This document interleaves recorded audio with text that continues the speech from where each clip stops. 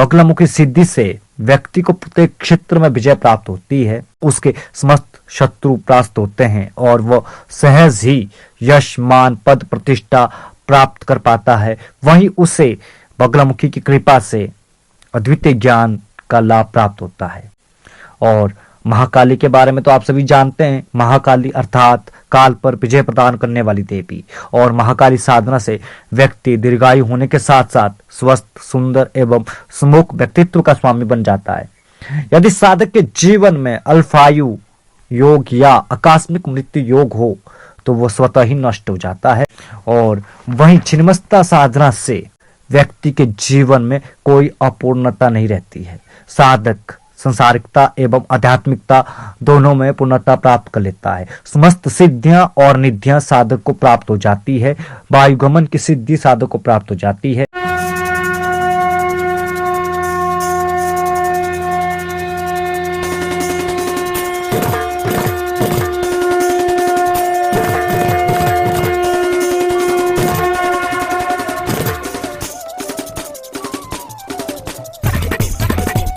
यह चैनल केवल उन साधकों के लिए है जो साधना के क्षेत्र में आगे बढ़ना चाहते हैं और हमारा एक ही उद्देश्य है कि भारतीय प्राचीनतम गूढ़ से गूढ़ विद्याओं के सही ज्ञान से साधकों को अवगत कराना। नमो भगवती मेरे प्रिय साधक और साधिकाओं, कैसे हो आप सब। आशा और उम्मीद करता हूँ भगवती कृपा से आप सभी ठीक होंगे। आज एक ऐसी साधना आप सभी को दे रहा हूँ इस नवरात्रि के लिए, जिसे करने के बाद आप 3 महाशक्तियों को एक साथ सिद्ध कर सकते हैं। ये 3 जो महाशक्तियां हैं, ये 10 महाविद्याओं में प्रमुख 3 महाशक्तियां हैं। और ये प्रमुख 3 महाशक्तियां व्यक्ति के जीवन की कायाकल्प को पलट कर देती है। ये जो 3 महाशक्तियां हैं, महाकाली, बगलामुखी और छिन्नमस्ता, और बहुत ही उग्र शक्तियां हैं। ये तीनों बहुत ही महत्वपूर्ण साधना है। और इस साधना की प्रथम विशेषता यही है कि एक बार में आपको तीनों महाविद्याएं सिद्ध हो जाएगी, और वो भी बड़ी आसानी, सरल व सुगम तरीके से। इतनी सरलता से आपको कोई भी महाविद्या सिद्ध नहीं हो पाएगी जितनी सरलता से आप इस साधना के माध्यम से एक साथ 3 महाविद्याओं को सिद्ध कर पाएंगे। और संसार की ऐसी कोई वस्तु भी नहीं होगी कि जिसे आप प्राप्त नहीं कर पाएंगे, जो आपके लिए अप्राप्य रहे। आप हर एक चीज को प्राप्त कर सकते हैं, अपने शत्रुओं का नाश कर सकते हैं, अपने जीवन में दुर्भाग्य का नाश कर सकते हैं, ग्रह दोष को दूर कर सकते हैं। क्योंकि जहां बगलामुखी सिद्धि से साधक को प्रत्येक क्षेत्र में विजय प्राप्त होती है, उसके समस्त शत्रु परास्त होते हैं। कोर्ट कचहरी, वाद विवाद में विजय प्राप्त होती है। और वहीं बगलामुखी कृपा से साधक सहज ही यश, मान, पद, प्रतिष्ठा को प्राप्त कर लेता है। और साथ ही साथ साधक को अद्वितीय ज्ञान की प्राप्ति होती है। किसी भी विषय पर घंटों घंटों तक धारा प्रवाह बोलने की शक्ति साधक के अंदर स्थापित हो जाती है। बड़े से बड़े विद्वान के साथ भी शास्त्रार्थ करके साधक विजयी रहता है। और महाकाली के बारे में तो आप सभी जानते हैं। महाकाली अर्थात काल पर विजय प्रदान करने वाली देवी। महाकाली साधना से साधक दीर्घायु के साथ साथ स्वस्थ, सुंदर एवं सुमुख शरीर का स्वामी बन जाता है, सुमुख व्यक्तित्व का स्वामी बन जाता है। यदि साधक के जीवन में अल्पायु योग या आकस्मिक मृत्यु योग हो तो वह योग स्वतः नष्ट हो जाते हैं। ग्रह साधक पर अपना कुप्रभाव नहीं डाल पाते हैं और साधक के लिए सदैव अनुकूल बने रहते हैं, क्योंकि महाकाली स्वयं काल की देवी है। महाकाली की कृपा से साधक त्रिकालदर्शी होकर भूत, भविष्य, वर्तमान को चलचित्र की तरह स्पष्ट रूप से देख पाता है। वह भविष्य की घटनाओं को समय से पूर्व देख पाता है, उन्हें महसूस कर पाता है। साधक को पूर्वाभास होता है और उस अनुसार वो अपने जीवन की योजनाओं को बनाता है और अपने जीवन में धन, ऐश्वर्य, सुख, समृद्धि को प्राप्त करता है।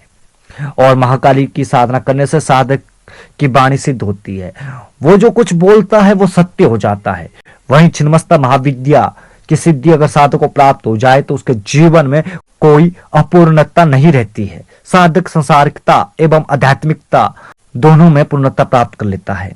समस्त सिद्धियां और निधियां साधक को प्राप्त हो जाती है और साधक के अंग संग जोगनियां जुड़ी रहती है, उनकी कृपा साधक को प्राप्त होती है और साधक को ज्ञान के क्षेत्र में ऊंचाइयों को प्राप्त कर लेता है और आध्यात्मिक तपोबल की वृद्धि होती है, शत्रुओं का नाश होता है और साधक को वायुगमन, अष्ट सिद्धियां जैसी सिद्धियां प्राप्त होती है।